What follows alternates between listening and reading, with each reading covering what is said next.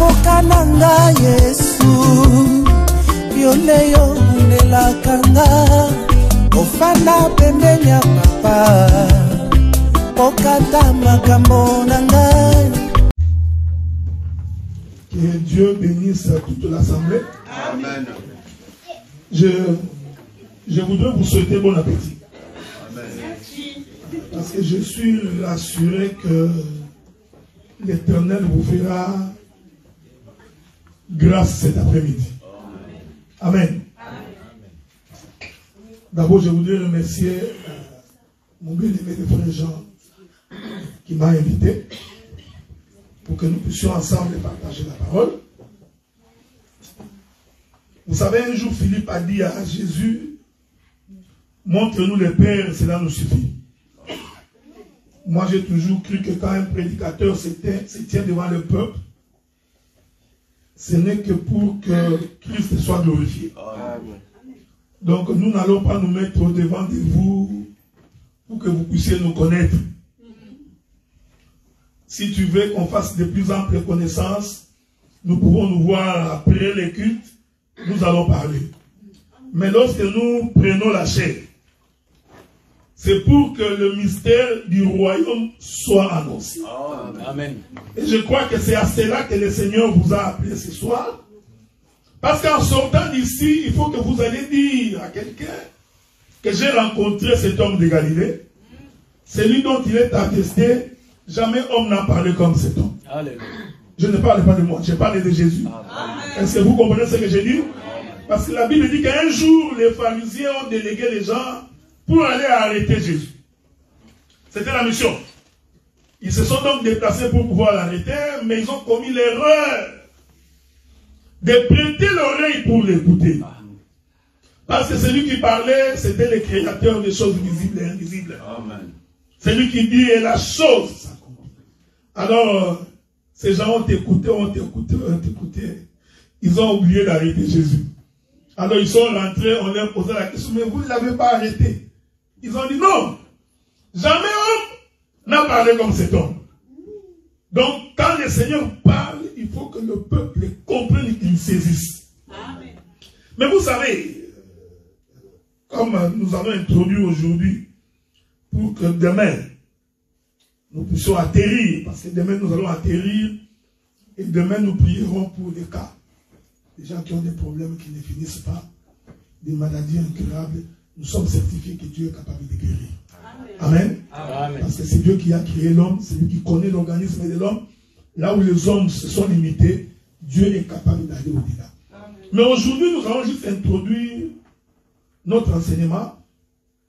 Le thème va être le salut par le toit d'une maison. Donc, être sauvé par le plafond d'une maison. Alors, soyez en paix, parce que l'Éternel va vous aider. Mais j'ai toujours dit que répéter la Bible, ce n'est pas prêcher l'évangile. Donc, quelqu'un qui répète la Bible, Dieu est bon, il est merveilleux, il a marché sur le chemin de Capernaum, Dieu a visité Zachée. Dieu, ça, c'est répéter la Bible. Ça ne donne pas la vie. Pour qu'il y ait la vie, il faut que l'écriture soit expliquée et interprétée. C'est à ce titre-là que nous allons lire quelques écritures. Première écriture. Ecclésiaste chapitre 8, premier verset. Ecclésiaste chapitre 8, premier verset. Nous lisons. La Bible dit ceci. Qui est comme les sages et qui connaît l'explication des choses. La sagesse d'un homme fait briller son visage et la sévérité de sa face est changée. L'homme sage devrait avoir l'explication des choses. Amen. Amen, amen. Amen. Je voudrais que vous soyez dans la joie. J'ai l'impression que c'est comme si vous n'êtes pas content d'être dans la présence du Seigneur. Vous savez, Dieu a dit à Caïn, Caïn, si tu as bien fait, relève la tête. Ok? Quelqu'un qui est dans la joie, il doit relever sa tête. Donc pendant que nous sommes ici, arrête de penser au fou, arrête de penser à la bouffe. Concentre-toi parce que nous allons parler des choses du royaume. Je vais ajouter une autre écriture. Le livre de Néhémie, chapitre 8, le verset 13.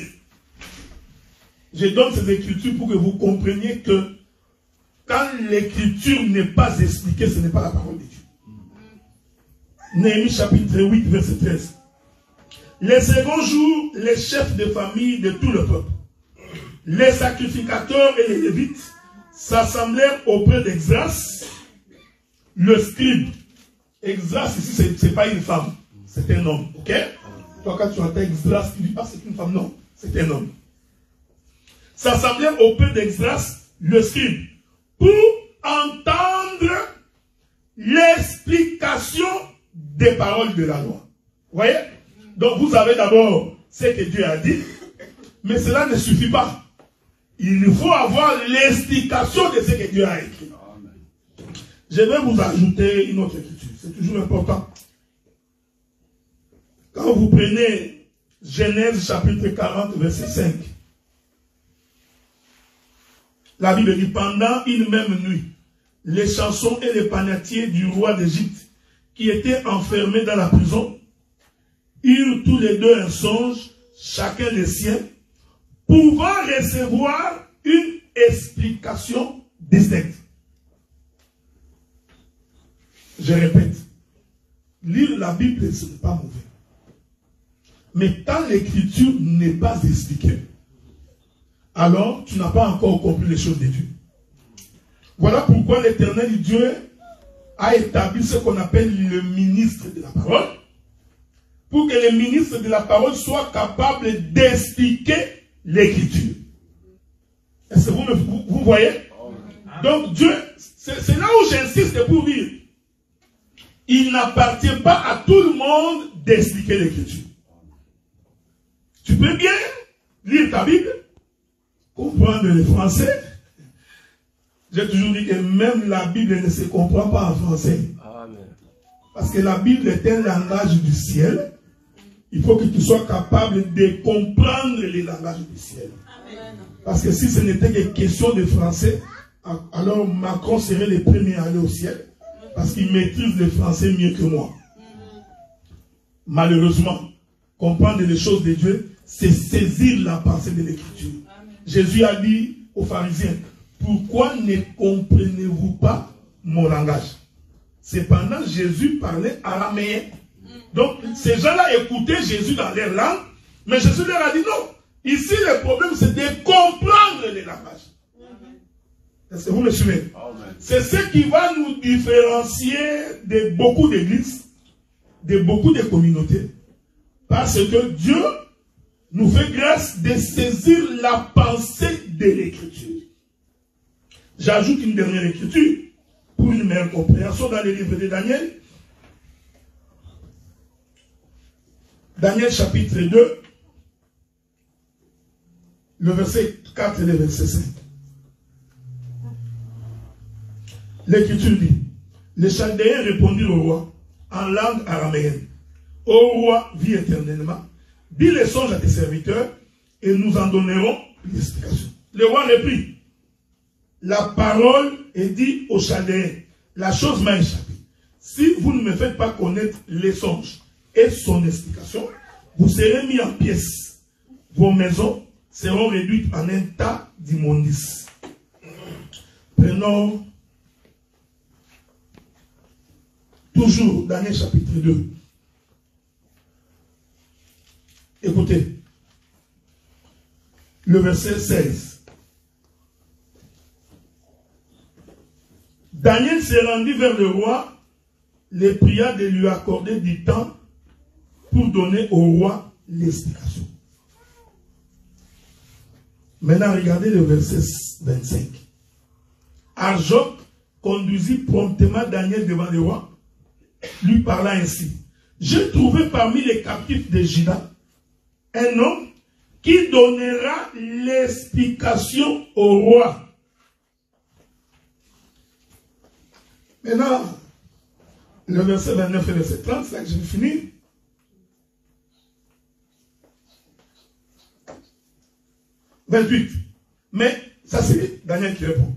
Mais il y a dans les cieux un Dieu qui révèle les secrets.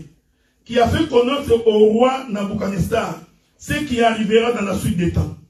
Voici ton songe et les visions que tu as eues sur ta couche. Daniel va d'abord répéter les songes du roi, tel que le roi l'avait vu. Ensuite, il continue. Maintenant, il commence maintenant à expliquer les songes du roi. Ça, je vais prendre juste une écriture. Il dit ceci, verset 31.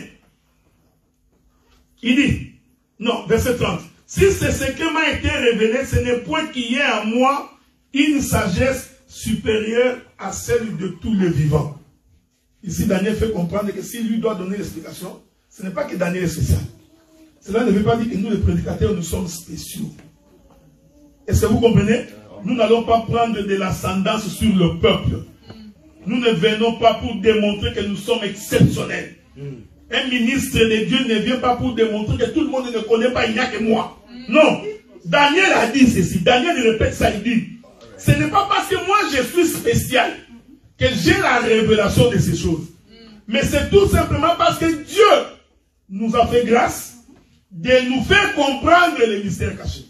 Amen. Bien-aimés dans le Seigneur, un véritable serviteur de Dieu, c'est celui qui vit dans l'humilité. Amen. Celui qui vit dans la simplicité. Amen.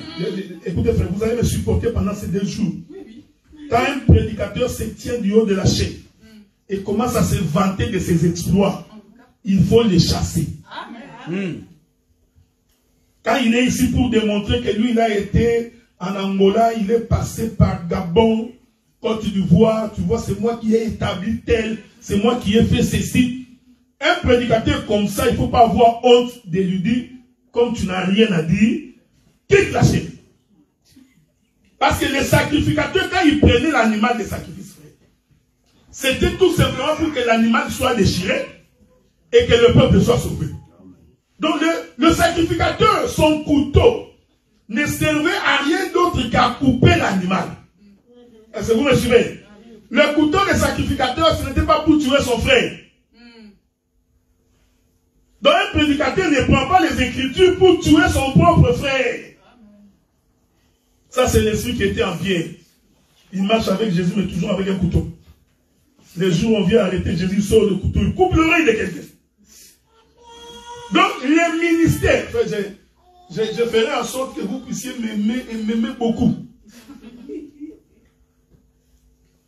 Il faut aimer Dieu et vivre simplement. Amen. La Bible dit que Dieu résiste aux orgueilleux. Amen. Il fait grâce aux humbles. Amen. Il n'y a pas d'interprétation à faire ici. Un homme humble, on sait le voir dans son langage, dans sa manière de parler, dans sa manière de vivre, dans sa manière de se comporter. Un orgueilleux, il suffit qu'il ouvre sa bouche. Vous saurez que ça, c'est un orgueilleux.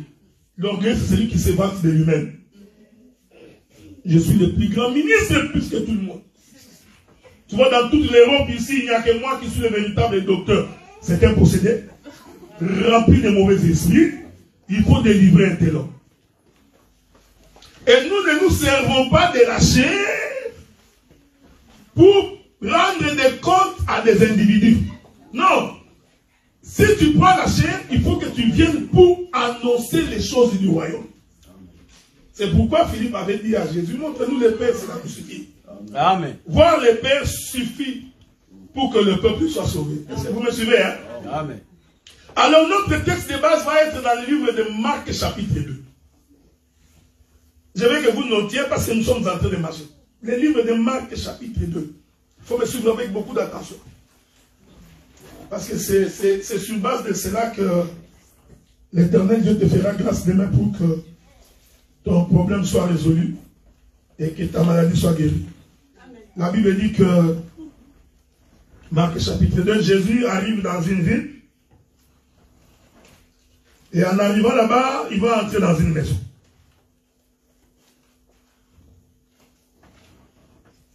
Il revenait donc à Capernaum et on a appris que Jésus était dans une maison.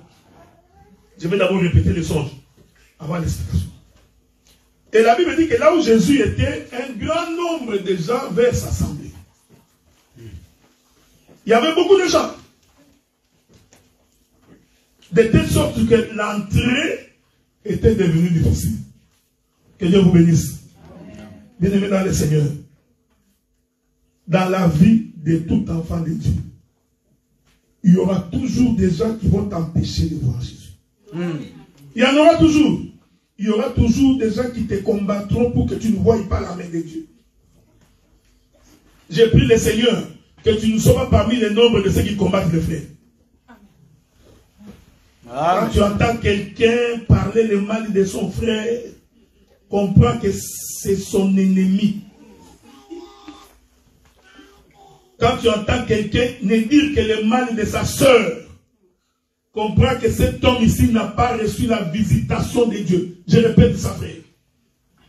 Un véritable frère, une véritable sœur ne critique pas, ne parle pas le mal de son frère. Si ton frère a péché, l'écriture dit va vers lui. C'est très important. Mais dans cette maison, Jésus s'y trouvait, frère. Mais malheureusement, il y avait beaucoup de gens dans cette maison. Vous savez, le nombre de personnes qui viennent à l'église ne détermine pas la position de ce que tu es vis-à-vis de Dieu. Alors la Bible dit que ce jour-là, il y a eu des gens qui ont amené un paralytique. Je voudrais attirer votre attention. Les textes, vous lisez des fois que vous ne vous rendez pas compte. Les gens qui ont amené ces paralytiques étaient au nombre de 4. Est-ce que vous me suivez, hein? Je vais dire ça. C'est le verset 3. Verset 3, disons. L'Écriture dit, des gens vinrent à lui, amenant un paralytique porté par 4 personnes. Premier élément à retenir, ce paralytique-là, je ne sais pas comment, je ne sais pas s'il pesait beaucoup. S'il avait plus de 100 kilos comme moi, ça je ne sais pas. Mais je sais au moins que ce paralytique-là était porté par 4 individus. Est-ce que vous me suivez? Amen. Donc, premier élément à retenir, c'est que quand nous parlons d'un paralytique, nous parlons de quelqu'un qui n'a pas les pieds. C'est-à-dire de quelqu'un qui ne marche pas.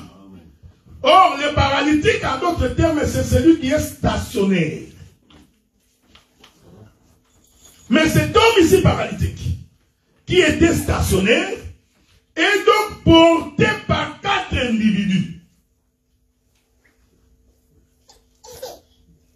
Comme nous portons l'évangile du Seigneur, il faut que nous ayons la capacité d'expliquer quel est ce paralytique porté par 4 personnes.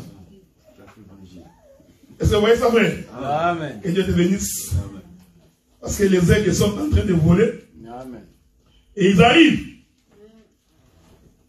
Cela veut dire en d'autres termes, ces paralytiques-là, avec 4 pieds. Parce que les 4 individus constituaient les pieds du paralytique. Vous voyez ça? Donc, je voudrais répéter ça calmement parce qu'il y a des gens qui vont m'entendre pour la première fois.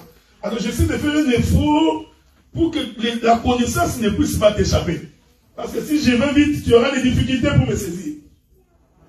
Donc nous comprenons que ces paralytiques-là, en réalité, étaient portés par 4 individus. Et les 4 individus constituaient les pieds du paralytique. Est-ce que vous voyez ça? Alors, ces individus, quand ils viennent avec le paralytique, ils cherchent des moyens d'entrer, ils trouvent qu'ils ne peuvent pas entrer parce que la maison est remplie de gens.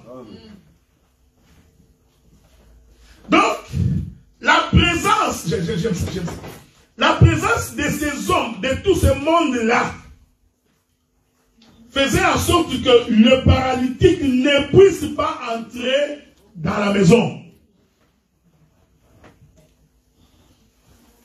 En d'autres termes, ces gens-là empêchaient le paralytique d'avoir le salut. Ils l'ont empêché d'avoir la guérison. Est-ce que vous me suivez, hein? Amen. Je vais exhorter. Bien-aimés dans le Seigneur.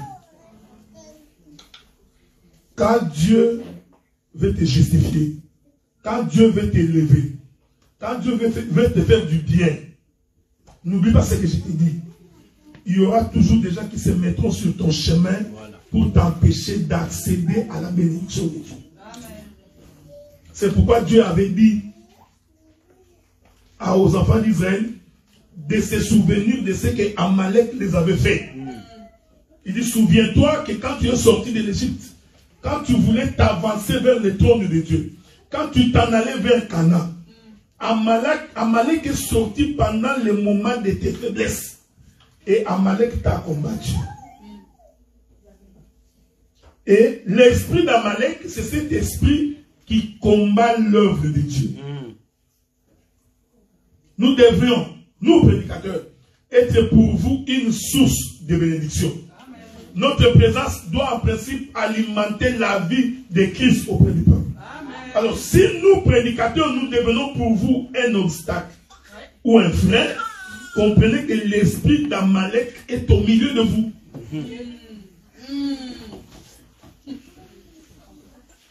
Amalek est mort, mais son esprit existe jusqu'à aujourd'hui. Voilà.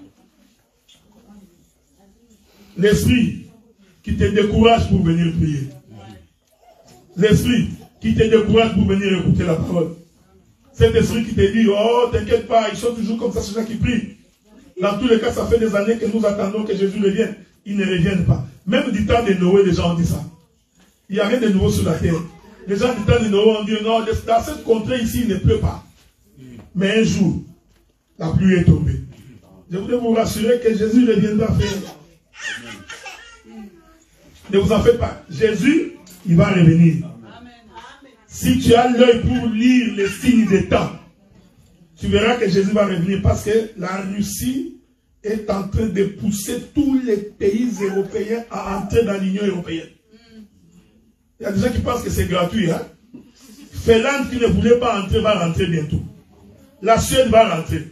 Tous les pays de la Scandinavie, ils ont eu tellement peur de ce qui arrive à l'Ukraine. Alors tous veulent entrer dans l'Union européenne. Je vais vous donner, aujourd'hui, je vous donnerai quelques révélations. Parce que nous croyons que c'est Dieu qui fait ces choses. Amen. Oui, oui. Ce qui a été, c'est ce qui est. Vous savez qu'à l'époque, celui qui a assiégé Israël, c'était Rome. Hein? Ce sont les Romains qui ont assiégé les enfants d'Israël. Et tous les traités internationaux sont traités à Rome. Même pour l'OTAN, c'est traité à Rome. Les traités pour commencer l'Union européenne économique, ça a été traité à Rome. Il ne faut pas voir que ces choses sont gratuites. Ils ont commencé par l'Union économique européenne. Ensuite, ils ont créé ce qu'on appelle l'OTAN, qui est une armée européenne. Maintenant, tout ce qui leur reste, c'est le pouvoir politique. Donc, ce qu'on appelle aujourd'hui la mondialisation. Je vais vous dire toute la vérité, bien évidemment, ce n'est pas ce qu'on a l'occasion de vous parler. Regardez comment, parce qu'à l'époque des Romains, les Romains avaient pour mission d'assujettir tout le monde. L'esprit de conquérir toute l'humanité. Ou tu es Romain, ou tu es barbare. Et si tu es barbare, l'épée va te poursuivre. Est-ce que vous me suivez? Mais Rome est en train de naître. Rome est en train de naître dans ce qu'on appelle aujourd'hui la démocratie. Tous les pays doivent être démocrates. Ceux qui ne sont pas démocrates, ils auront la foudre de tous les démocrates. Cependant, vous avez des pays comme la Libye, qui était un pays prospère, mais qui n'avait pas un président démocrate. Mais comme le diable, la bête est en train de se former, il faut que tout le monde rentre dans ce qu'on appelle le système mondial. Et dès que le pouvoir politique va être dressé, l'antichrist va se mettre en place. Tout, je dis, bien aimé, parce qu'on n'a pas de temps. Même le football que vous voyez, hein, le football, je vous informe que tout est lié dans l'idée de l'antichrist. D'ailleurs, je vous informe que la forme de tous les stades ont la forme de la tour de Babel. Regardez tous les stades ont la même forme, presque. Regardez, vous allez voir. Même ce qu'on appelle les Jeux Olympiques, derrière tout ça, il y a toute une politique de la mondialisation. Regardez comment aujourd'hui, même au fond du village, tu es capable de capter WhatsApp. Même celui qui est dans les coins les plus reculés, il est capable d'avoir l'information. Donc l'information circule à la seconde. Parce qu'on est en train de vouloir établir ce qu'on appelle le gouvernement mondial. Et ça va arriver, ne vous en faites pas. La Russie n'est qu'un pion qui est en train d'être déplacé dans la prophétie pour que tout le monde rentre dans l'Union européenne. Et je vous informe que tous les pays occidentaux vont rentrer parce qu'ils ont peur de la Russie. Même ceux qui étaient non alignés, tous essaient de rentrer. C'est pourquoi quand tu pries le Seigneur, il faut faire très attention. Voilà pourquoi la Bible dit, ne vous conformez pas au siècle présent. Amen. Ce sont des choses que vous dites des fois que vous ne comprenez pas. Il y a tout un système diabolique des occultistes. Aujourd'hui, vous savez, il y a un pays en Afrique du Sud, on vient de voter une loi que à 12 ans, la fille peut contracter des relations sexuelles sans le consentement de ses parents. À 12 ans. Une fille de 12 ans d'engagement, elle s'est mariée. Vous voyez, à 12 ans. Les gens qui prennent ces décisions-là, ce sont des papas responsables. Mais vous vous posez la question, comment des gens aussi intelligents autorisent des choses comme ça? Si vous avez l'œil, vous comprenez que nous avançons petit à petit vers la fin de toutes choses. Amen. Et bientôt, il y a certains pays qui commencent à bannir les genres. Ouais. Donc quand vous naissez, on ne peut pas dire que tu es un homme ou tu es une femme. Donc bientôt dans vos passeports, il n'y aura plus de messieurs, plus de madame. Alors, bien aimé, essayons de ne pas perdre le temps dans des futilités, alors qu'il y a des choses plus importantes auxquelles Dieu nous a appelés pour la vie éternelle. Amen. Les gens sont dans des conflits inutiles. Celui qui veut hériter le royaume des cieux, il doit vivre la vie de la parole. Il doit bannir les péchés en lui, la haine, la jalousie, l'animosité, le vol, l'impudicité, la cupidité. Ces choses doivent être bannies. Amen. Dieu avait dit à Israël, tu ne coucheras pas avec un animal comme on couche avec une femme. Mais regardez aujourd'hui. Regardez, frère. Regardez, ça gêne personne. Hein? Dans tous les réseaux sociaux. Ça circule. Vous voyez que les gens deviennent de plus en plus mauvais. Tu mangeras avec quelqu'un, mais il te combat, tu ne te poses la question, mais pourquoi cet acharnement? Je t'informe que c'est un esprit mauvais. Le paralytique porté par 4 personnes voulait entrer dans la maison, mais il ne pouvait pas entrer. Pourquoi? Parce qu'il y a une foule de gens qui empêchaient les paralytiques d'accéder au salut. Ici, je voudrais dire que tout ce monde-là représente la maison d'Israël. Parce que Israël pensait que Jésus est seulement pour eux. Est-ce que vous voyez ça? C'est pourquoi un jour, les Juifs vont regarder Jésus et ont dit, mais si cet homme est prophète, pourquoi il marche toujours avec les gens de mauvaise vie? Pourquoi il est tout le temps avec des impudiques? Demande de répéter. Parce que pour Israël, Christ est pour eux. Est-ce que vous me suivez? Amen. Donc la présence d'Israël, ça je vais le répéter parce que quand je vais toucher la partie de la révélation, que tu ne puisses pas te perdre. C'est pourquoi un jour on pose la question à Jésus. Une femme dit à Jésus, je voudrais que tu guérisses ma fille. La femme répond. Jésus répond à la femme, il dit, je ne suis venu que pour les brebis perdues de la maison d'Israël. Donc le Messie, lui, c'était d'abord la propriété privée d'Israël. Parce que c'est la promesse que Dieu a faite à Jacob. Que le bâton de commandement ne quittera pas Juda jusqu'à ce qu'il vienne le Shiloh. Donc tout Israël attendait les sauveurs. Est-ce que vous me suivez, hein? Les sauveurs n'étaient pas pour les nations, c'était d'abord pour Israël. C'est pourquoi quand les 4 individus, nous allons l'expliquer pour demain, qui amènent les paralytiques, ils arrivent dans la maison, ils ne peuvent pas entrer parce qu'il y avait une foule de gens qui empêchaient cet homme d'être sauvé. Gloire soit rendue à Dieu parce que ces gens étaient tellement intelligents. Est-ce que vous voyez ça? C'est pourquoi, bien aimé dans le Seigneur, vous allez remarquer quand vous lisez votre Bible, que même lorsque la mère de Zébédée a dit à Jésus, quand tu monteras sur ton trône, tu prendras 2 de mes fils, tu mettras d'un côté comme de l'autre, parce que pour les Juifs, le Messie, c'était le fils de David, c'est lui qui devait monter au trône. Israël n'a pas vu que le Messie devait mourir. C'est pourquoi, même aujourd'hui, les Juifs, une catégorie de Juifs considère que c'est Jésus-là qui était venu, ce n'est pas lui le Messie. Parce que pour eux, le Messie ne peut pas connaître la mort. Parce que Dieu a dit à Salomon, il régnera éternellement sur le trône de son père David. Voilà. Donc Israël ne s'attendait pas à un Messie qui devait mourir. J'aime ça. Donc vous comprenez que la foule, cette foule qui empêchait le paralytique porté par 4 individus d'entrer, cette foule-là représente la maison d'Israël. Ça, je suis dans la révélation. Dans la doctrine, c'est-à-dire que toute personne qui t'empêche d'accéder au salut de Dieu, comprend que c'est quelqu'un qui combat ton œuvre. C'est quelqu'un qui combat ta vie. Parce que t'empêcher d'être guéri, c'est combattre ta vie. Est-ce que vous voyez ça fait? Amen. Et j'ai toujours dit que qu'est-ce qui fait que... Parce que celui qui refuse que tu puisses avoir le salut est caractérisé par quoi? Oui, mais aussi parce que c'est quelqu'un qui n'aime pas partager. Hein? Bon. J'ai 1000 $ dans ma poche, 1000 €. On est en Europe, hein?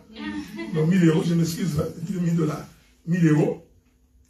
Alors, si mon bien-aimé, Dr. Guy Roger Bassafoula, voudrait aussi avoir ces 1000 €, et que moi, je l'empêche d'avoir ces 1000 €, en d'autres termes, moi, je suis un égoïste. Est-ce que vous remarquez ça? Amen. En réalité, toutes les personnes qui empêchent les autres d'accéder à la main de Dieu sont des égoïstes. Amen. Parce qu'ils veulent manger eux-mêmes. Il y a des prédicateurs comme ça. Un prédicateur cupide. Il aime trop l'argent. Lui, quand il se déplace, il est en campagne monétaire. Il y a des ministres qui sont en campagne monétaire. Donc lui, quand il va pour prêcher, son intention, c'est d'aller se faire de l'argent. Maintenant, on va lui faire un panier collecte. Mettez l'argent pour l'homme de Dieu. Bon, je m'excuse beaucoup, je n'ai rien contre ça. Mais quand on va prêcher pour se faire de l'argent, alors on est diabolique. On est satanique. Il y a quelqu'un qui avait dit, non, ça c'est empêcher l'homme de Dieu d'avoir son salaire. Ce n'est pas ce que je dis. Regarde, on va lire une écriture. Lisons une écriture. Avec votre permission. Regardez. Moi j'ai toujours dit que un ministre qui ne se contente que des offrandes devait arrêter de prêcher. Tu peux évoquer toutes les écritures que tu veux. Je vais donner les écritures. Un ministre qui refuse de travailler pour qu'il soit en train de bouffer là. C'est pourquoi, quand on touche la question de la dîme, l'homme est allergique. Il est là, vous voyez la doctrine, il fait la... Non, c'est sa cupidité qui lui fait parler. Il y en a d'autres, il ne veut pas qu'il y ait 3 ou 4 prédicateurs. Parce qu'il s'est dit, si on est 4, on va commencer à se partager les offrandes. Des voleurs! Il va te combattre d'année en année pour que tu ne deviennes pas prédicateur. J'ai dit, frère, les ministres d'aujourd'hui qui refusent de travailler doivent arrêter de prêcher. Lisons l'écriture. Nous prenons le livre de Josué. Josué, chapitre 14. J'ai lu le 4e verset. Regardez. Les fils de Joseph formaient des tribus, Manassé et Ephraïm. Et l'on ne donna point de part aux Lévites dans le pays. Si ce n'est des villes pour habitation, premier élément. Est-ce que vous voyez l'écriture? Et les banlieues pour leurs troupeaux et pour leurs biens. Ah, donc les Lévites en Israël, non seulement qu'ils mangeaient l'offrande, Mais il avait aussi les banlieues. Et la Bible dit pourquoi les Lévites avaient un banlieue. C'était pour élever les troupeaux. C'est-à-dire, à un moment donné, s'il n'y a pas à manger dans la maison du Lévite, il va aller récupérer une brebis dans son troupeau et il va manger. Donc, les Lévites, les sacrificateurs, ils ne mangeaient pas seulement les pauvres, l'estomac ou la cuisse. Non. Quand le peuple a amené l'animal de sacrifice, il y avait une partie qui montait sur l'autel, il y avait une partie que les sacrificateurs mangeaient. Mais Josué nous fait comprendre qu'il n'y avait pas que ça. Il avait aussi les banlieues où il élevait les troupeaux. Donc un ministre peut élever les troupeaux. Voilà. Vous voyez ça, frère? Amen. Donc, malgré ton exercice ministériel, il faut avoir une source de revenus. Ça va éviter que tu sois ridicule comme tu es ridicule. Là, beaucoup de hommes de Dieu sont devenus ridicules à cause de la... Frère, je vais vous dire la vérité. Dieu a en horreur la pauvreté. Est-ce que vous voyez ça? La Bible dit qu'un homme pauvre, sa voix n'est pas considérée dans les conseils des grands. Voilà pourquoi j'ai pris le Seigneur qui vous bénisse spirituellement et matériellement. Dieu a donné à Jacob la rosée du ciel et les graisses de la terre. Avant d'interpréter d'abord physiquement comme ça, Jacob était un homme béni. Il avait l'argent. Est-ce que vous me suivez? Quelqu'un ne peut pas t'empêcher d'entrer dans la maison où Jésus se trouve. Parce que lui, il a un intérêt que Jésus soit à lui seul. Ça, j'explique d'abord ça comme ça avec Israël. Donc, la foule qui était dans la maison se disait, non, personne d'autre ne peut entrer. Jésus est seulement pour nous. C'est comme il y a aussi des hommes aujourd'hui. Ils posent la question, mais bien aimé Adela, tu étais à Londres? J'ai dit, oui, j'étais à Londres. Ils t'ont remis une enveloppe. Regarde, tu vois. Il ne pose pas la question, qu'est-ce qui s'est passé là-bas? Comment Dieu a agi? Quelle était la bénédiction pour ça? Non, lui veut vérifier comment j'ai été accueilli. Ah, tu as été logé à l'hôtel. Ah. On t'a donné une offrande. Ah, une enveloppe. Lui aussi maintenant commence à faire des projets pour aller là-bas. La Bible dit que les cupides n'hériteront pas le royaume des cieux. Tu peux interpréter bien l'écriture. Si tu es un homme cupide, tu n'entres pas au ciel. Il y en a d'autres qui commencent à faire des églises. Je vais vous dire une chose à faire de ça. Il y en a d'autres qui font des églises, les succursales, les extensions. Voilà, l'église de Lyon, c'est mon église.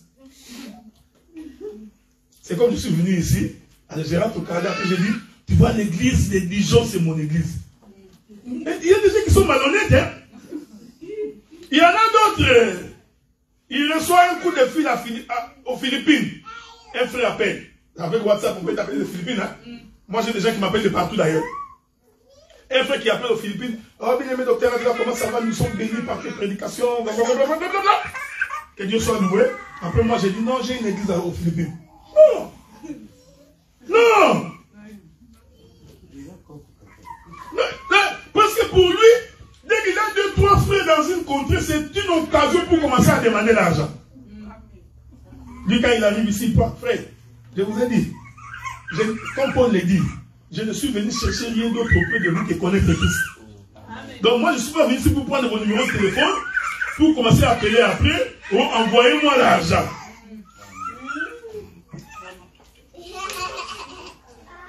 Ah, Jésus a dit, je vous envoie 2 à 2. Allez entrer dans les maisons des enfants d'Israël. Écoutez ce que Jésus dit. Ne réclamez rien.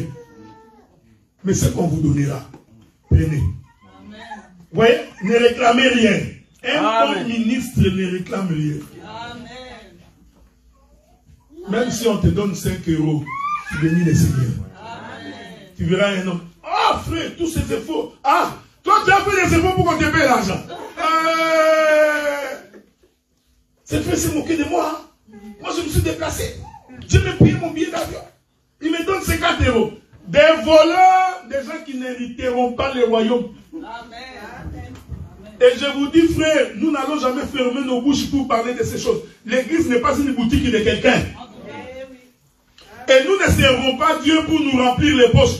Je vous ai donné l'écriture que les Lévites, les sacrificateurs avaient des banlieues. Lancez-vous en affaire. Vous serez respecté. Vous savez, frère, quand on te critique, tu seras la dernière personne à être informée de ce qui se passe. Toi, tu passes avec ta cravate là, tu bombes les torses. Il y a des gens qui disent un mendiant. Un mendiant tout fait. Il ne veut pas sentir l'odeur de l'argent parce qu'il est partout. Ouais, pour entrer dans cette maison, il y a une foule de gens qui ont empêché ces paralytiques d'être sauvés. Ce que je voulais te dire, bien aimé dans le Seigneur, c'est qu'il y aura toujours des gens qui vont vous empêcher de servir le Seigneur. Il y aura des gens qui vont vous décourager dans cette église. Prétendant que tel n'est pas ceci, tel n'est pas cela, tel n'est pas ceci. Tout ça c'est pour vous prendre. Je crois, lisons une écriture. Il y a une écriture, je vais lire cette écriture. Écoutez, vous savez, la Bible répond à toutes ces questions. Attendez, je vais vous lire ça.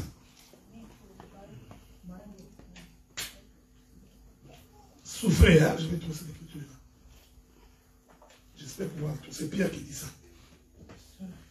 Je suis dans le livre des 2 Pierre. 2 Pierre, chapitre 2. Je vais commencer par le premier verset. Ici, j'explique la foule qui empêche les paralytiques d'entrer. J'ai d'abord expliqué que c'est la maison d'Israël. Maintenant, je rentre dans la doctrine de tous les jours pour que vous compreniez. Il est écrit, il y a eu parmi le peuple des faux prophètes. Les faux prophètes, ce n'est pas celui qui fait sortir les capots. Ce n'est pas seulement celui qui fait sortir les capots dans les poches des gens. Parce que le Dieu créateur du ciel et de la terre va faire sortir un capot dans ta poche. Pour faire quoi? Comment vous prenez Dieu comme quelqu'un qui est derrière la maison? Le Dieu créateur du ciel et de la terre. Pourquoi va-t-il faire sortir un capot dans ta poche? Il y aura parmi vous des faux prophètes. Il y aura parmi vous des faux docteurs qui introduiront des sectes pernicieuses. Écoutez ce que la Bible dit.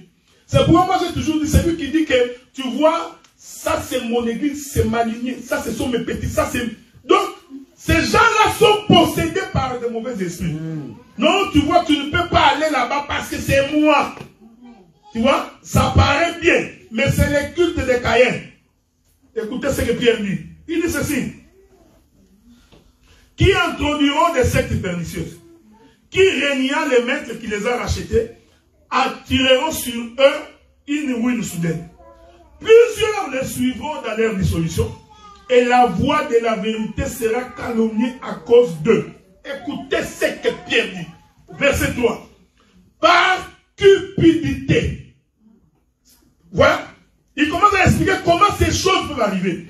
Le premier élément que Pierre soulève, c'est la cupidité. Un prédicateur qui aime trop l'argent, c'est un homme à chasser. Tout, c'est lui. Il y a des prédicateurs. Lui, quand on donne les offrandes, il compte le nombre de gens qui passent. 1, 2, 3, 4. Maintenant, il fait la comptabilité dans sa tête avec ses doigts. Comme ils sont passés 22, 10 euros par personne, 200 euros. Un voleur. Est-ce que vous comprenez ce que je dis? Regardez. Il dit, c'est par cupidité. Oh, la cupidité, c'est le consommement. Tu vois? Je le dis à Lingala, c'est que ne peut pas pardon, parce qu'il faut que ça puisse t'énerver. Comme ça, c'est comme ça que ça t'énerve encore davantage. C'est ce que je veux dire. Par cupidité, ils trafiqueront de vous au moyen de paroles trompeuses. Eux qui menacent depuis longtemps la condamnation et dont la ruine ne sommeille point. Voyez? Voyez les faux prophètes? C'est le point de jonction de tous les faux prophètes, des faux docteurs. Ils trafiquent par cupidité. Non, bien aimé dans le Seigneur. Dans l'église. Aujourd'hui, frère, les gens font l'apologie des ministres au lieu de faire l'apologie de Christ. Tu verras des prédications, tu as l'impression que cet homme, au lieu de prêcher Christ, il prêche les prédicateurs.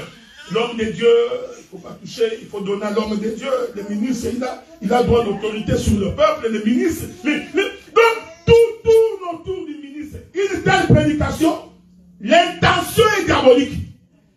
J'ai toujours dit ceci, frère. Pour comprendre un faux message ou un faux messager, il ne faut pas suivre ce qu'il déclare. Il faut suivre quelle est l'intention de ce frère. Vous voyez, frère, je peux dire une chose qui est vraie. C'est écrit dans la Bible. C'est pourquoi Dieu doit doter l'Église des dons de discernement. Amen. Il faut que vous soyez capable de discerner les esprits. Pendant que je prêche ici, il faut que vous soyez capable de discerner quel est l'esprit qui anime cet homme. Pourquoi est-il venu ici? Je suis venu ici pour vous dire, il n'y a rien de plus beau que de servir Dieu. C'est Dieu qui donne la paix. Amen. La Bible dit que marche selon l'intégrité de sa voie. L'Éternel t'accordera tout ce que tu voudras. Amen. La Bible dit que fais de l'Éternel tes délices. Amen. Je voudrais dire à quelqu'un cet après-midi, si tu voudrais avoir la solution à ton problème, il n'y a pas deux choses à faire. Fais de l'Éternel tes délices. Or, faire de l'Éternel les délices, c'est-à-dire il faut vivre la parole de Dieu. Amen. Vous voyez? Prédicateur cupide. C'est pourquoi vous voyez les gens se battent. Les gens se battent pour la chair. Non, il ne faut pas qu'il prêche ça. Non, il ne faut pas lui dire. Parce qu'il pense que prêcher, ce sont les offrandes. Tu vois? C'est ça la philosophie de tout. Presque la majorité des gens. Là, il va te dire, oui, il y a des expressions, hein, dans les assemblées de saints. Ah, tu étais à Jérusalem. Est-ce que tu as amené l'offrande des prophètes? Parce que quand tu viens dans la ville, il faut visiter les anciens de la ville. C'est écrit. Mais son intention de visiter les anciens là, c'est pour que tu donnes l'argent. Il est merveilleux.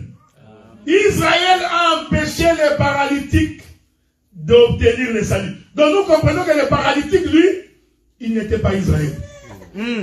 Est-ce que vous me suivez, hein? Parce que quand vous allez comprendre ça, quand nous poserons les 4 pieds de ces paralytiques, vous allez très bien voir. Alors, ces gens-là, ils se sont imaginés, ils ont dit, bon, puisque nous ne pouvons pas entrer dans cette maison, nous allons ouvrir un trou dans les toits. Est-ce que vous voyez ça? Amen. Donc, ils ont compris que non, puisque nous ne pouvons pas entrer, il est merveilleux. Pour que cet homme qui était représenté par les nations ne pouvait pas entrer par la porte. Parce que la foule remplissait la maison, il n'y avait pas d'accès. J'ai expliqué que cette foule-là, c'est la maison d'Israël. Maintenant, qu'est-ce que les paralytiques font? Ils vont monter sur la maison. Arrivés à la maison, ils vont ouvrir un orifice. Est-ce que vous voyez ça? Donc, l'orifice, c'est une brèche qui a été ouverte pour permettre à ceux qui étaient dehors d'entrer. Je vais répéter ça. Hein? Ma bien aimée soeur, ça va, hein? Ça t'arrive, hein? Tu vas aimer l'évangile, regardez. Que Dieu soit loué. Est-ce que vous me suivez? Qu'est-ce qui s'est passé pour ces paralytiques? Ils ne pouvaient pas entrer. Parce que tout était barricadé. La porte était fermée. Maintenant, les gens qui portaient ces paralytiques, ils se sont dit, bon, pour permettre à ce que nous entrions avec ces paralytiques. Parce que le problème, ce n'était pas eux. Le problème, c'était les paralytiques. Vous voyez, celui qui n'avait pas les pieds. Qui devait entrer. Maintenant, comment va-t-il entrer? Il dit non, non, non, non. Alors, il faut qu'on lui trouve un chemin. Il faut qu'on lui trouve une brèche. À partir de cette brèche-là, nous ferons entrer les paralytiques. Est-ce que vous me voyez? Je voudrais dire à quelqu'un, parce que j'ai l'habitude de quand je monte, je descends. Parce qu'une prédication qui ne descend pas aura des difficultés pour aller ramasser les petits. Bien-aimé dans le Seigneur, quand Dieu t'agrée, quand Dieu veut te sauver, il va ouvrir la porte là où il n'y avait pas de porte. Les dieux que nous servons, Parce que je vous donnerai la porte bientôt. Les dieux que nous servons, il est capable de s'effrayer un chemin là où il n'y avait pas de chemin. Amen. Amen. Parce qu'il voulait accorder le salut à quelqu'un. Amen. Alors les hommes ont dit non, nous allons monter au toit de la maison. Je vais appeler une écriture. Je vais appeler une écriture. Souffrez avec moi. Amen. Que je trouve une écriture dans les livres des Proverbes. Souffrez, je ne sais pas si j'ai trouvé cette écriture-là. Ça fait longtemps que je l'ai lu. Ah, voilà. Je prends le livre des Proverbes, chapitre 29. Non, chapitre 21. C'est bizarre quand on vieillit, hein. Sans lunettes, on ne peut plus lire. C'est avec les... J'aime ça. Vous savez, quand le premier élément qui t'éprouve que tu commences à vieillir, c'est les yeux. On va revenir ici. Parce que quand tu es jeune, tes yeux sont faits. Donc, les jeunes, lui, ils voient partout. Il est merveilleux. C'est pourquoi quand tu vois quelqu'un qui court derrière les femmes, comprends que c'est un jeune. Il a encore des yeux pour voir. Hein, vous voyez? La Bible dit qu'on n'accorde pas la royauté à un jeune. Ici, les jeunes, ce n'est pas 21 ans. Non. J'aime ça. Les jeunes ici, c'est un coureur de jupons. Ça, ce n'est pas moi. Écoute, ce n'est pas moi. Un jour, Jésus regarde Pierre. Il dit, Pierre, quand tu étais jeune, tu conduisais tes pas comme tu voulais. Ah, donc, les jeunes, c'est celui qui s'est conduit par lui-même. Tu vois, quand le désir de la chair te pousse là, je vais aller faire ceci. Je vais encore faire ceci. Frère, si tu viens avec moi, tu ne me connais pas. Je vais te taper. Vous voyez, cet homme-là, il est encore jeune. Alors, Jésus dit à Pierre, mais quand tu deviendras vieux, on te mettra la ceinture à la hanche. Et on va t'entraîner là où tu ne veux pas. Donc nous comprenons que quand Paul avait dit, ce n'est plus moi qui vis, c'est Christ qui vit en moi. Paul voulait dire, je suis un vieux. J'ai une ceinture autour de ma hanche. Amen. Amen. Amen. Vous voyez ça, frère, hein? Remarquez. C'est pouvoir, Éphésiens dit, ayez à vos reins la ceinture comme vérité. Donc, quand on devient vieux, on ne voit plus très bien. C'est pourquoi Abraham a eu Isaac dans sa vieillesse. Isaac, pour bénir Jacob, c'était dans sa vieillesse. Il ne voyait pas bien. Il a même dit, la voix que j'entends là, c'est Jacob. Isaac savait que c'est Jacob. Son problème, c'est qu'il était devenu vieux. Vous savez, quand on est devenu vieux, le peuple accède à la maison. Tu vois quand on est devenu vieux, le vieux peut s'asseoir ici. Tu peux entrer. Il ne te voit pas. Qu'est-ce qui fait ça? C'est la vieillesse. Il est merveilleux. C'est vrai ça? Amen. Mais quand il était jeune, sauf.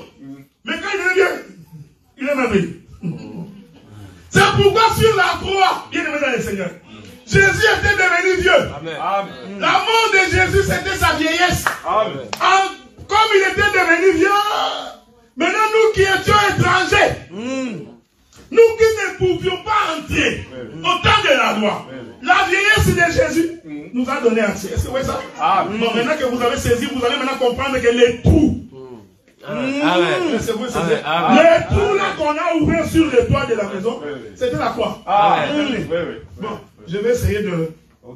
Maintenant, je vais vous donner l'écriture que j'ai cherchée, non? C'est pas mauvais. Proverbe chapitre 21.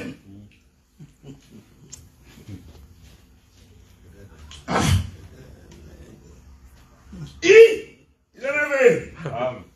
Vous savez, nous, quand nous prêchons comme ça, nous avons des thèmes. Mais nous laissons Dieu nous conduire. Il ne faut pas croire que si tu me demandes de répéter, je ne saurais pas répéter. Moi, je fais confiance à l'Éternel. C'est pourquoi j'ai toujours dit que quand tu es un bon ministre, il faut prendre le temps d'abord de lire beaucoup. Et aussi être un homme de prière. Amen. Il faut vous préparer parce que demain on va prier. Si tu es habitué à des prières flash, tu auras des difficultés demain. Parce que demain nous allons véritablement prier. Si tu es photographe, check. Il faut te préparer. Parce que demain nous aurons des prières caméramen. Proverbe chapitre 21, verset 9. vaut mieux habiter l'angle d'un toit que partager la demeure de la femme querelleuse. Bon, ça on peut exhorter, hein. Quand une femme fait, quand ils font parler beaucoup, l'homme ne sait pas d'accord. Ah ouais? Faut pas dire que les démons, nous, parce que priez pour moi, les démons, mais non. Quand une femme me parle beaucoup, je t'informe. Il est merveilleux. J'ai beaucoup de choses à dire ici. Beaucoup de choses. Deux hommes vont partir. Oh! La femme querelleuse ici, c'est la maison d'Israël. Israël ne faisait que contester Dieu.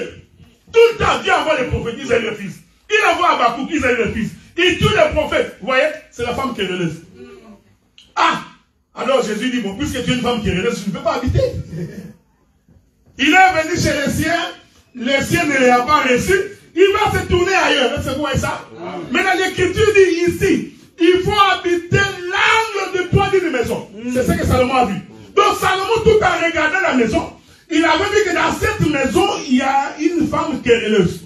La femme querelleuse, je te dis, c'est la foule qui était dans cette maison. Cette foule qui empêchait les paralytiques d'entrer. Alors les paralytiques ont compris, non. Pour que cet homme ici soit guéri, nous devons l'amener au toit. Pourquoi? Parce que c'est lui qui était dans la maison de la femme querelleuse, comme il n'aime pas les querelles, il va monter au toit pour rencontrer cet homme. Regardez maintenant. C'est-à-dire que le paralytique a trouvé une porte d'entrée qui n'était pas la porte habituelle. Maintenant, je vais donner 3-4 éléments de la Bible pour attester de ce que j'ai dit. Alors, un jour, Jésus croise la femme cananéenne. Or, la femme cananéenne, je veux que vous me souviez très bien. Hein? La femme cananéenne vient voir Jésus. Il dit, Christ, je voudrais que tu viennes guérir mon enfant. Jésus répond, on ne donne pas la nourriture des enfants aux chiens.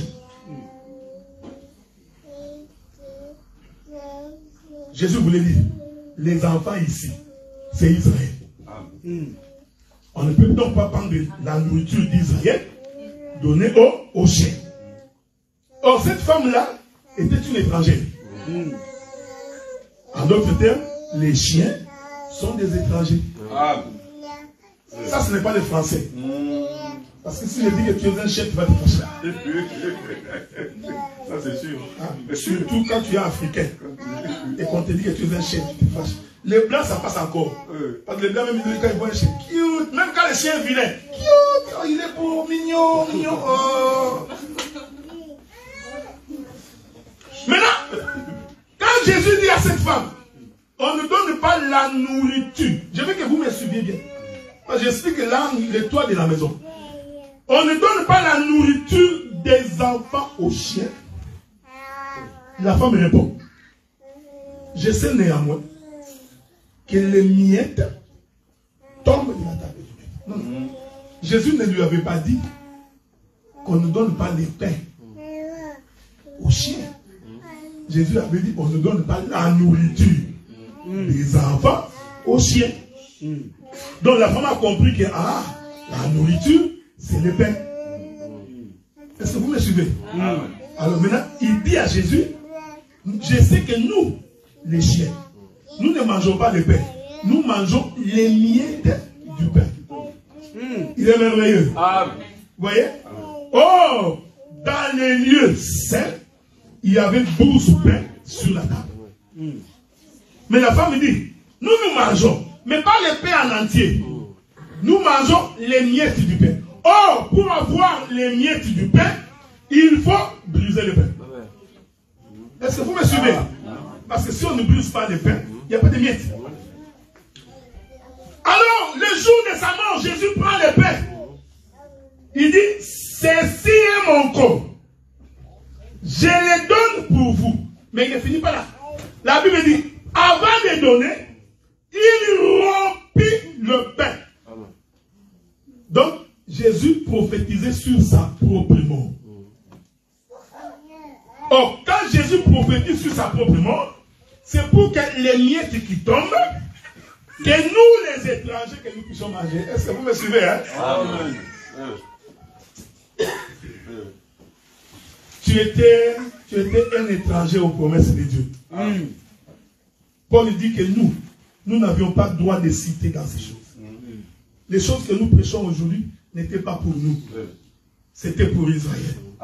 Mais pour que nous puissions bénéficier de ces choses, il a fallu qu'un trou soit percé dans la maison où habite Dieu. Est-ce que vous me suivez, hein? Donc le trou est percé dans la maison où Jésus s'est trouvé. Voilà, vous savez, frère, je fais descendre mon micro parce que ce que je vais dire est très faux. Ce que je vais dire là est très faux. Je suis en train d'espérer que vous aurez la capacité de supporter ce que je vais dire maintenant. Parce que je suis sûr que ceci n'est jamais monté dans le cœur de quelqu'un. Il n'y a que Dieu qui peut souffler de choses. Regarde. Que Dieu vous bénisse. Amen. Que Dieu vous bénisse parce que moi-même je suis excité de ce que je vais dire. Amen. Et regardez, cela veut dire que Jésus était dans la maison. Entouré de la foule. Est-ce que vous me suivez, hein? Suivez-moi bien. Donc Jésus, c'est lui le salut. Mais il était à l'intérieur de la maison entouré de la foule. J'ai expliqué que la foule ici, c'est Israël. En d'autres termes, le salut était dans la maison d'Israël. Amen. Donc pour que le paralytique soit sauvé, il faut qu'on déchire la maison. Donc trouver la maison, c'est en d'autres termes ouvrir une porte pour que les saluts qui étaient à l'intérieur soient vus du paralytique. C'est pourquoi la Bible dit ce jour-là, lorsqu'on fit monter Jésus sur la croix, les rideaux du temple se déchirent. Ah, j'aime ces choses. Déchirés comment? Du haut vers le bas. Vous voyez le toit de la maison? Ce qui était caché depuis le temps de Moïse a été vu. Je t'informe que ça a été vu des nations. Amen. Donc nous comprenons que cette maison-là, où la foule s'y trouvait, c'est la maison d'Israël. Mais cette maison est un corps.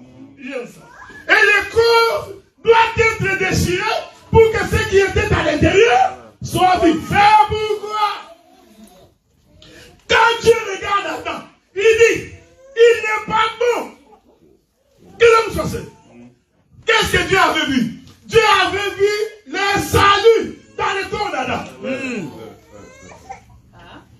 Arrêtez de prêcher Bernadette des gens. Toi, quand tu es dans un mariage, c'est comme ma soeur, tu as bien chanté. Hein? Et ton mari est là-bas. Bon. Maintenant, regardez.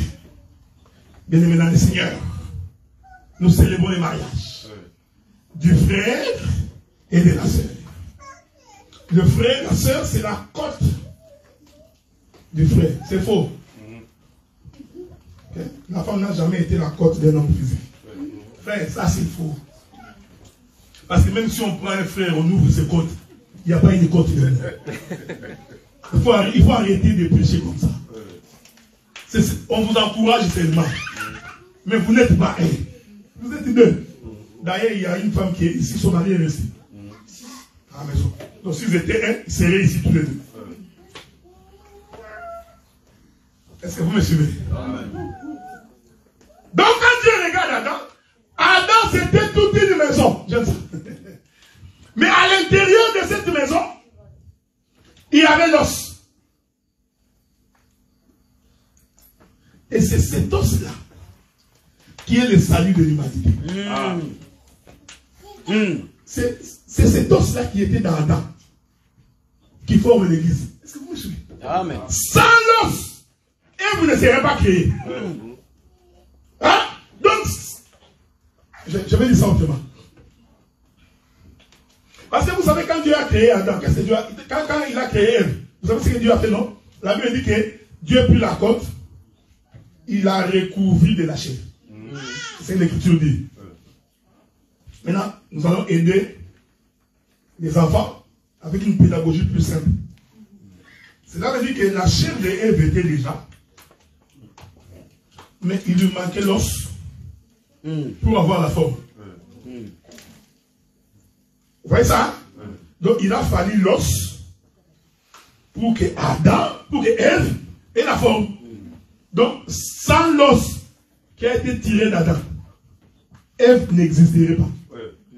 Donc si Ève est manifestée, c'est parce qu'on a retiré une côte d'Adam et c'est cette côte qui a formé la femme. Là, je vais attirer votre attention. Vous savez, quand Adam regarde Ève, écoutez ce qu'Adam dit. Voici l'os de tous mes os. C'est ce qu'il a dit. Hein? Il dit, quand il voyait Ève, Adam dit, voici l'os. Mais cet os-là, en réalité, c'est tous mes os. C'est l'os de tout. C'est ça qu'il a dit. L'os de mes os. Mais qu'est-ce que je vous dis? En réalité, dans la femme, il n'y a qu'un seul os. Mais cet os-là est le résumé de tous les os d'Adam. C'est ça l'Église. L'Église est le résumé de tous les prophètes. Donc, tout ce qui est Christ, dans toutes ses dimensions, se retrouve dans un corps qu'on appelle Ève. Et cette Ève-là, en réalité, c'est l'Église. C'est pour dire ceci, frère. L'Église, pour être debout, pour vivre, il n'a pas besoin de connaître Adela. Oui. C'est tout ça. L'Église n'a pas besoin de connaître, tu vois, l'apôtre Jean-René. Que je salue en passant. Non, l'Église n'a besoin de connaître que Christ. Amen. Rien d'autre, frère. Si quelqu'un s'approche dans ta maison, il faut vérifier qu'il ne te parle de rien d'autre que de la parole. J'ai toujours dit aux frères, nous sommes connus pour la parole. C'est la parole qui nous a réunis. Cela doit être l'objet de nos conversations de tous les jours. Amen. Je ne peux pas venir te voir pour te parler de Papa Jean. Ça ne me concerne pas. J'étais connu par la parole, nous parlerons parole. Parce que c'est ce qui forme la femme. Donc nous comprenons maintenant que la maison qu'on a trouée là, en réalité c'était le corps de Jacob, c'était le corps d'Adam, pour permettre aux paralytiques d'entrer. Est-ce que vous me suivez? Oh, cet orifice-là, c'est là que je vais finir pour aujourd'hui. C'est ça la croix. C'est pourquoi le trou a été fait dans les toits, qui est les lieux élevés. Oh, la montagne de Golgotha, là où on a crucifié Jésus, c'était sur une montagne élevée. Est-ce que vous me suivez? Maintenant, je vais finir par ici. Pour aujourd'hui, je m'excuse, j'ai débordé les 10 minutes.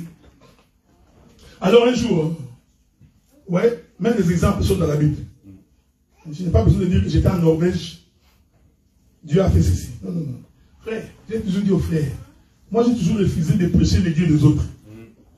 Tu vois, Dieu a fait. Non. Il faut que tu aies les témoignages de ce que Dieu a fait dans ta vie. Toi, ton propre témoignage. Ok?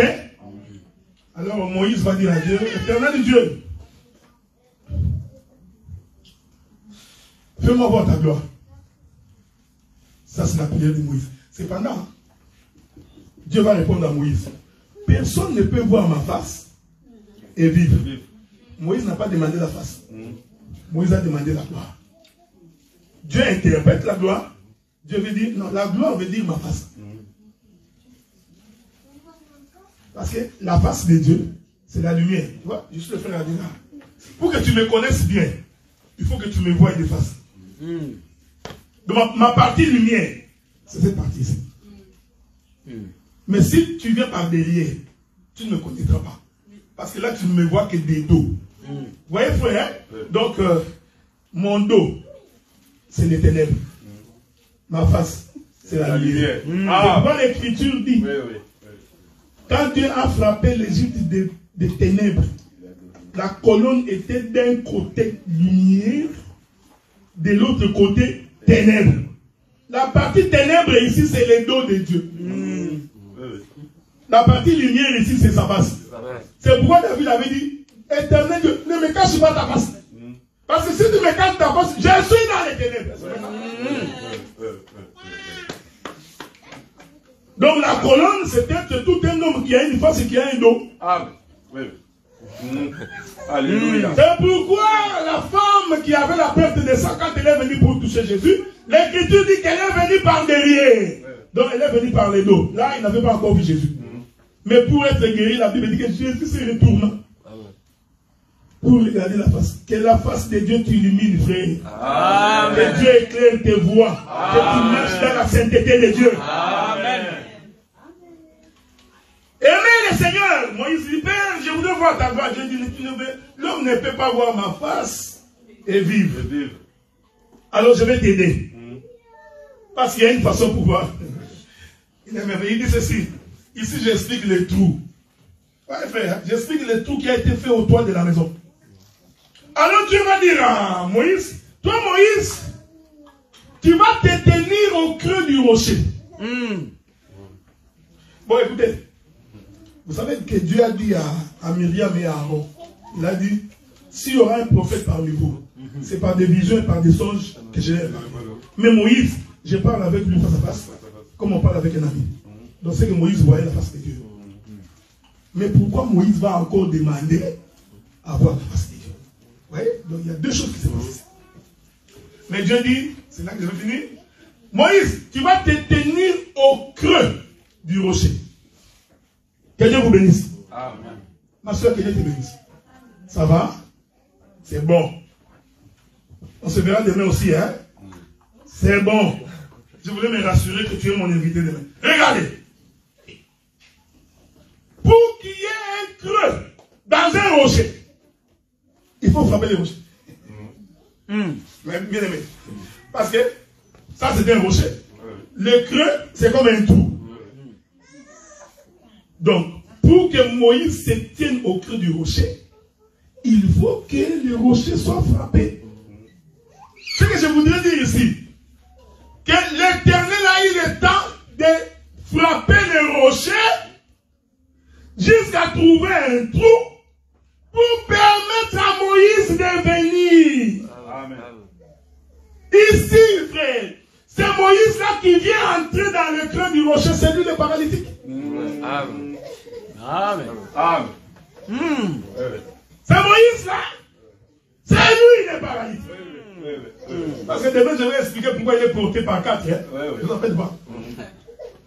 Oh, l'Écriture dit, Israël a bu dans un rocher, dans le désert.